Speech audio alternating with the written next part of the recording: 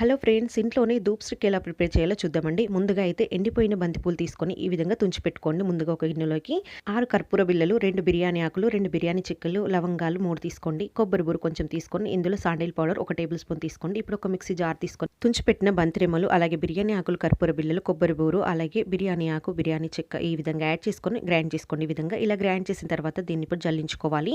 Dhoop stick prepare చేయాలి అంటే సన్నగా ఉండాలి. అందుకోసం ఈ విధంగా జల్లించుకోండి. ఎక్స్ట్రా అంతా పక్కన పెట్టేసి ఈ విధంగా సన్నగా వచ్చింది చూసారు కదా. ఇలా మెత్తగా వచ్చిన తర్వాత ఇందులోనే 1 టేబుల్ స్పూన్ దాకా శాండిల్ పౌడర్, అలాగే 3-4 టేబుల్ స్పూన్ల నెయ్యి తీసుకోండి. మీరు చూసుకుంటే అర్థమవుతుంది. కొంచెం రోజ్ వాటర్ కూడా వేయొచ్చు మీరు నెయ్యి ప్లేస్లో, లేదు అంటే మామూలు వాటర్ కూడా వేసుకొని ఈ విధంగా ధూప్ స్టిక్ ఇలా ప్రిపేర్ చేసిన తర్వాత 2-3 గంటలు ఎండలో పెట్టేసి మనం దేవుడి ముందర పెట్టేసి సరిపోతుంది.